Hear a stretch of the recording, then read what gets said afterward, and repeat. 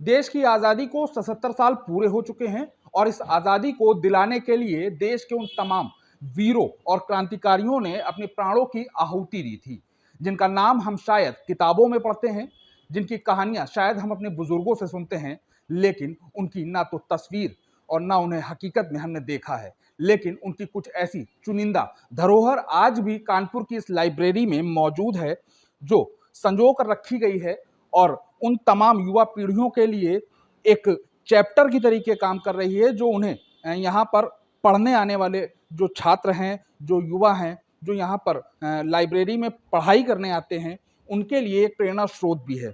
आप तस्वीरें साफ तौर से देख सकते हैं कि इस लाइब्रेरी का नाम अशोक लाइब्रेरी है और ये 1925 से स्थापित है।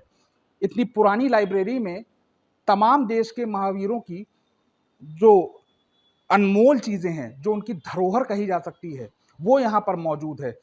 इस लाइब्रेरी में जो क्रांतिकारी रहे हमारे देश में, जिनका देश की आज़ादी में बड़ा योगदान रहा, चंद्रशेखर आज़ाद, जिनकी कहानियां हम किस्से और कहानियों में सुनते हैं, किताबों में सुनते हैं, अपने बुजुर्गों से सुनते हैं, लेकिन उन्हें ना तो हमने देखा है और ना ही युवा पीढ़ियों ने देखा है, लेकिन उनकी एक धरोहर इस लाइब्रेरी में मौजूद है। अब जरा गौर से कर इस टोपी को देखिए। ये टोपी यहाँ पर संरक्षित रखी गई है, संजो कर रखी गई है। ये टोपी उन्हीं क्रांतिकारी चंद्रशेखर आज़ाद की है, जिन्होंने 1925 में काकोरी कांड के बाद इस टोपी को कानपुर में छोड़ा था। तब से 1925 से लेकर अब तक ये टोपी इस लाइब्रेरी में संरक्षित है। यहाँ पर पढ़ने आने वाले तमाम छात्र छात्राएं यहाँ पर आते हैं और सबसे बड़ी बात यह है कि 1925 में स्थापित हुई ये लाइब्रेरी निःशुल्क है, क्योंकि यहाँ पर पढ़ने वाला कोई भी छात्र यहाँ पर बिना पैसे के पढ़ाई कर सकता है। और एक तस्वीर हम आपको और दिखाएंगे। ये तस्वीर गौर से देखिए, आपके कैमरे पर दिखाई दे रही है तस्वीर, जिस पर एक टेबल और एक कुर्सी दिखाई दे रही है।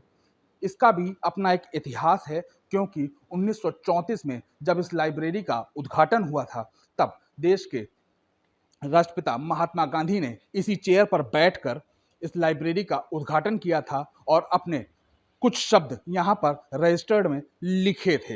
ये टेबल भी उसी समय की है, जिस पर राष्ट्रपिता महात्मा गांधी अपने दो शब्द इसी टेबल पर रखकर रजिस्टर पर लिखे थे और इसे भी यहाँ पर संजो कर रखा गया। इतने लंबे समय से ये यहाँ पर मौजूद है और आप तस्वीरें देख सकते हैं कि यहाँ पर तमाम छात्र छात्राएं हैं जो यहाँ पर इस लाइब्रेरी में पढ़ने आते हैं। सबसे खास बात यह है कि इस लाइब्रेरी की स्थापना 1925 में हुई थी और इसका उद्घाटन 1934 में महात्मा गांधी के द्वारा हुआ था, जो कहीं ना कहीं इन छात्रों के लिए सौभाग्य की बात है, क्योंकि जिनका नाम सुनते थे उनकी उसी धरोहर को यहाँ पर देखने को भी मिलता है। हमारे साथ तमाम छात्र छात्राएं हैं, हम उनसे भी बात करेंगे और सबसे बड़ी बात यह है कि इस जो लाइब्रेरी को संचालित कर रहे हैं उनसे भी बात करेंगे कि और जानेंगे कि आखिर इस लाइब्रेरी का इतिहास क्या है और महापुरुषों की कहानी क्या है। मैम, क्या नाम है आपका? वंदना द्विवेदी। वंदना जी, ये बताइए कि ये जो लाइब्रेरी है ये कितने साल पुरानी है? ये 100 साल पुरानी, 100वां चल रहा है ये।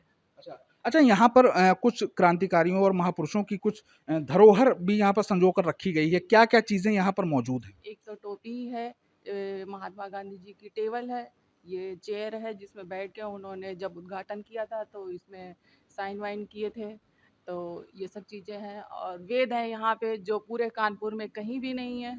और 100 साल पुरानी, ये 200 साल पुरानी किताबें हैं जो अंग्रेज़ों के टाइम की हैं और इनकी समय समय पर दवाइयाँ डाली जाती हैं जिसमें इनमें कोई कीड़ा ना लगे या दीमक ना लगे।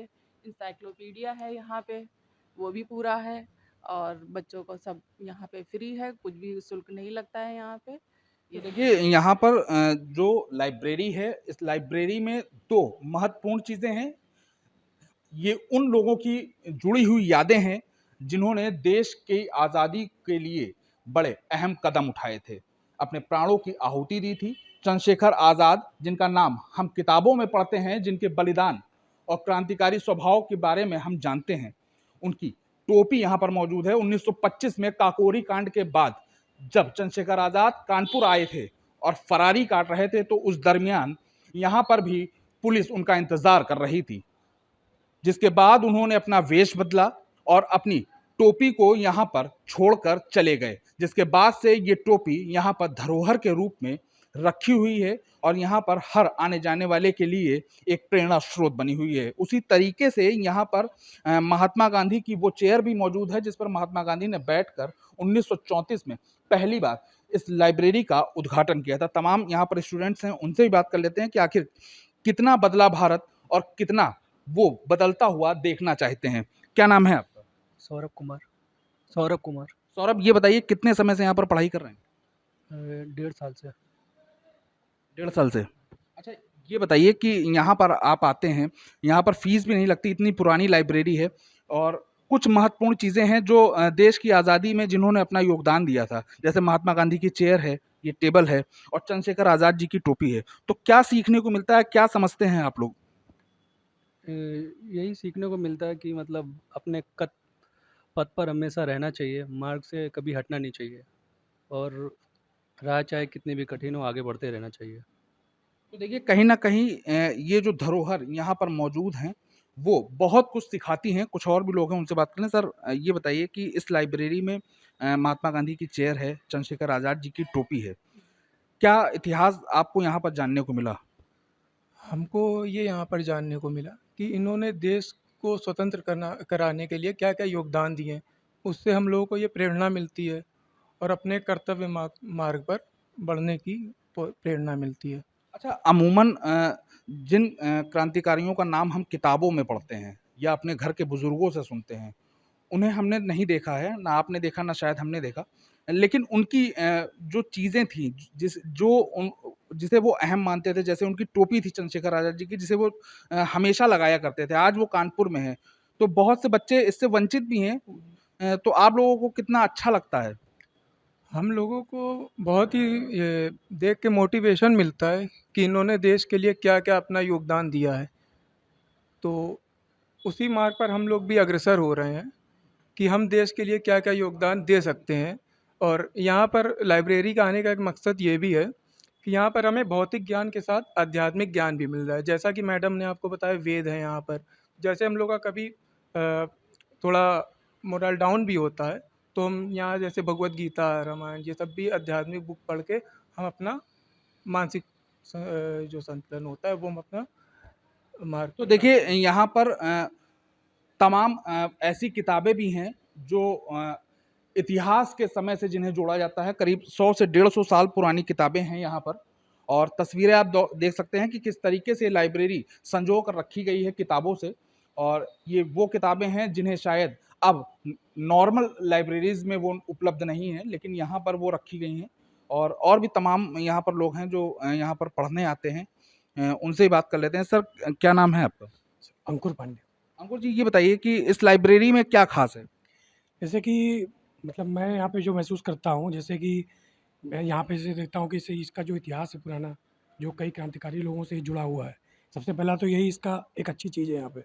दूसरा कि यहाँ पे जैसे कि मैं महसूस करता हूँ कि कई चीज़ें यहाँ पे मनाई भी जाती है, सेलिब्रेट करते हैं। जैसे हम लोग इंडिपेंडेंस डे के दिन अभी जैसे कल रही है, तो इसको भी सेलिब्रेट करेंगे यहाँ पे। अच्छा, देश को आज़ाद हुए 77 साल हो चुके। पहले के भारत में और अब के भारत में कितना अंतर देख रहे हैं? देखिए अब मतलब काफ़ी चीज़ें बदली हैं, पॉलिटिकल सेंस में देखेंगे वो भी बदली है, सोशली भी हम लोग एडवांस हुए हैं, टेक्नोलॉजिकली भी देखेंगे तो टेक्नोलॉजी में भी हम लोग काफ़ी आगे बढ़े हैं। बट ये है कि उस टाइम का जो मतलब एक ईरा था, वो आज के ईरा से डिफरेंट तो रहेगा ही। मगर उस समय पे जो क्रांतिकारियों ने हम लोगों ने के साथ मतलब हम लोगों के लिए जो किया इंडिपेंडेंस के लिए, तो उसका भी एक अपना महत्व है और उस टाइम की जो चीज़ें हैं, उसका भी हम लोग की लाइफ में आज भी मतलब एक रेलेवेंस है। हाँ, ठीक है हम लोग आगे बढ़ गए हैं बट रेलेवेंस उसका भी है। अच्छा, ऐसा नहीं लगता है कि हम उन तमाम शहीदों को, उन तमाम क्रांतिकारियों को, उन तमाम महापुरुषों को तभी याद करते हैं जब 26 जनवरी या 15 अगस्त आता है?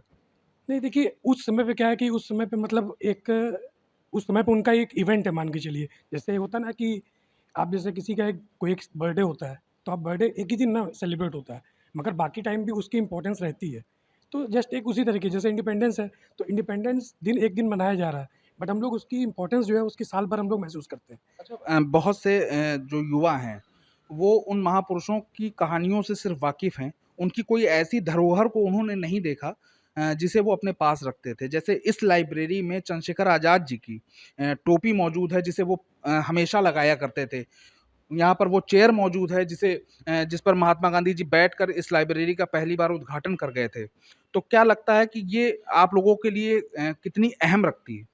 ये देखिए हम लोग के लिए बहुत बहुत ज़्यादा अहमियत रखती हैं ये सब चीज़ें, क्योंकि जैसे कि एक होता है कि जैसे उनका कोई भी एक जैसे धरोहर है, उनको देख के हम लोग एक इंस्पायर होते हैं सब चीज़ से, कि जैसे कि उन्होंने देश के लिए जैसे चंद्रशेखर आज़ाद हुए या भगत सिंह हुए, महात्मा गांधी जी हुए, इन लोगों ने मतलब उस एज में भी हम लोगों के देश के लिए उस टाइप की थिंकिंग रखी कि हम लोग को भी देश के लिए करना चाहिए।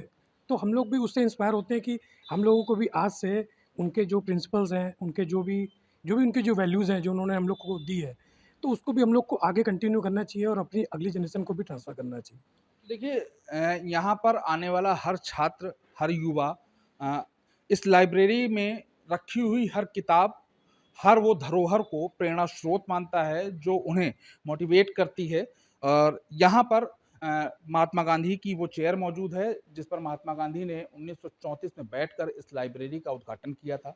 यहाँ पर 1925 की चंद्रशेखर आज़ाद की वो टोपी मौजूद है जिसे चंद्रशेखर आज़ाद हमेशा लगाया करते थे और पुलिस से बचने के लिए उन्होंने वेश बदला और अपनी टोपी को कानपुर में ही छोड़कर चले गए। ये तमाम धरोहर इसी तरीके से इस लाइब्रेरी में मौजूद हैं और कानपुर के उन युवाओं के लिए प्रेरणा स्रोत हैं जो आज़ादी को आज एक त्योहार की तरह मनाते हैं। और फिलहाल ये एकमात्र ऐसी लाइब्रेरी है जहां पर इतने महापुरुषों की चीज़ें मौजूद हैं जिन्हें यहाँ पर रखा गया है संजोकर। टोपी है चंद्रशेखर आज़ाद जी की, चेयर है महात्मा गांधी जी की जिस पर वो बैठे थे। इस लाइब्रेरी का जो स्थापना, जो नींव रखी गई थी, वो पंडित जवाहरलाल नेहरू ने रखी थी। तो तमाम महापुरुषों का इतिहास कानपुर की इस लाइब्रेरी से जुड़ा है और यहाँ पर पढ़ने आने वाले उन तमाम युवाओं के लिए, उन छात्रों के लिए ये एक प्रेरणा स्रोत है। कानपुर से वीडियो जर्नलिस्ट शारिक खान के साथ विकास धीमान, एबीपी लाइव।